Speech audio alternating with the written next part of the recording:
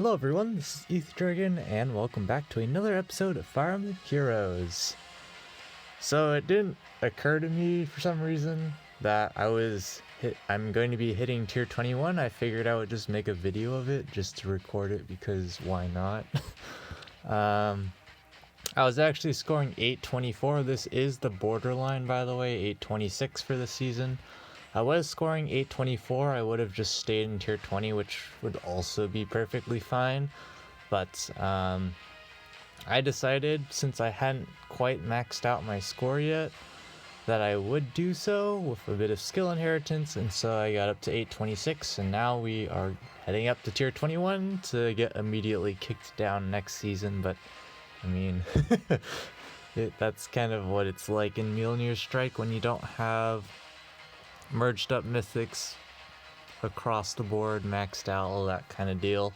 So I'm just gonna go ahead and go into the run here, just do a run because why not, just to talk about the game mode and stuff because I can. Nothing too special, of course. It's just score carry business and pretty standard stuff. So Air was the unit I hadn't quote-unquote maxed out yet. Technically she's not maxed out still, but changing to Ether I'm pretty sure does not change my scoring, so I figured might as well save my Ethers and just run with this kind of team. So you might have noticed already, I just use Gale Force. Very consistent shenanigans. We can just pretty much freely do whatever here because Gale Force is OP and I have it set up so I can just switch back to a chill. So I run chill defense so Cordelia can do some more damage, but it really doesn't matter.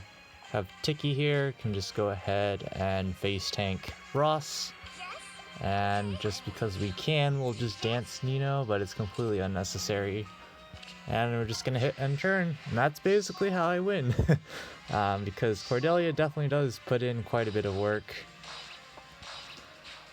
And the only reason why we attack with Nino there is mostly just for the cooldown charge. It really does not matter that much. We can just blow him out the water though. So we're just going to attack. And again, Cordelia puts in quite a bit of work because while I did merge her up, max her out to plus 10, I actually haven't given her any flowers yet because I don't really need it. So if Brazen attack speed and Cordelia's lance, I don't even need to refine it, but I can if I want to for more speed. I don't really feel like going for the special refine because it just doesn't really seem worth it.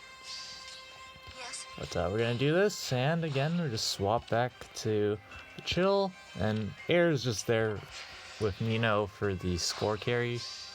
So I should probably consider not running Ignis on Adult Tiki and something else so she can heal up, but I mean, the battles don't last long enough anyways for things to happen. Because it's just a demolish fest. Even though they have inflated stats, we just have inflated power. so it just doesn't even matter. We just attack here again because we can. Swap back, hit and turn. Pretty usual stuff.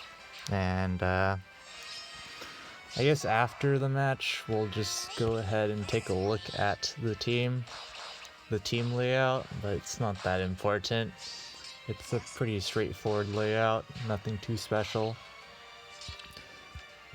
There's like a important thing to note that units that are paired up with a dancer can't get dance, so there is some significance to Peony being up on the top lane, but it's not too big of a deal.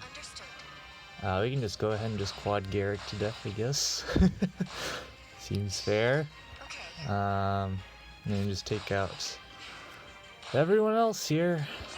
Again, very straightforward, just running Noontime on Nino for the healing. Nothing too special here. And Legendary Crom with Chill Res, completely unnecessary as well, but we can do it because why not? Just go ahead, take everyone out here. Just trivial stuff. And then we can just use change fate to reset our position, and it's turn 7, and well, it's just gonna be cakewalk. Cordelia can just quad everything to death. But yeah, there is an option. If you don't pair your main carry unit up here with a dancer, you can actually get dance if you're on one of these tiles on the 3rd row.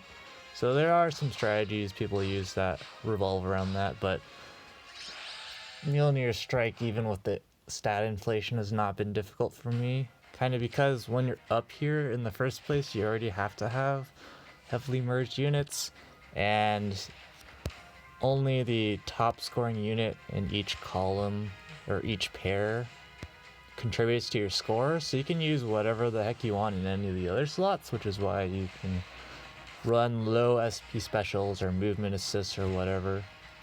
So yeah, we just have Cordelia here and main carry for gale forcing things to death. You of course don't need to use Cordelia, you can use anyone. You could use pain plus healers, or you could do all sorts of things. Doesn't really matter. It's just you can't really use enemy phase units because they can't get attacked, so you just go player phase ham. But here's speed. Both of these units would definitely like more speed, so that's why I have them in this slot. And more defense for close counter, can't hurt. And well, in the random chance I have air engaging combat, she also patches up her not so great defense. And legendary, this is just the last slot, so legendary Azuria and company it is. So nothing too special, just heavy on merges and arena scoring shenanigans. But yep, we're in tier 21. I do suspect that my pattern from here on out is going to be probably I go into tier 21, get kicked back to tier 20, and it depends on the season, but because I'm going into tier 21 during light major, I think what's going to end up happening is I'm going to get kicked down to tier 19, then back to tier 20, then to tier 21 again. Because every time I'm going back into tier 20 from tier 19, it'll be light major if I keep this up. So I'm just gonna, in theory, I might just be bouncing back and forth like that, which, I mean, it's not terrible. But if I do somehow manage to get back into tier 21 immediately because the cutoff goes down or whatever, then we might have a chance. But like as is, my dark defense team doesn't score quite as well because I don't have a merged up Sothis or whatever. Also have not fully invested into her. I believe I can, if I give Air Ether and Sothis a 300 SPA skill, I can actually get 2 more points out of this team, so 822 as is, which is not great. I'll say that as much, but or something like that. I don't actually know how the scoring works entirely relative to there's something to do with Asker level, I think. Maybe something to do with tier. I have no idea for sure, because up until now, the score's been continuously going up. So like even if I haven't changed my team, my score kept going up, and I feel like that's attributed to the Asker level. So we'll see if scores start capping out, and that would explain it. But anyways, enough ranting. Just wanted to make a video of this because why not? So thanks for watching. As always, this is Ether Dragon, and hope to see you all next time. Bye.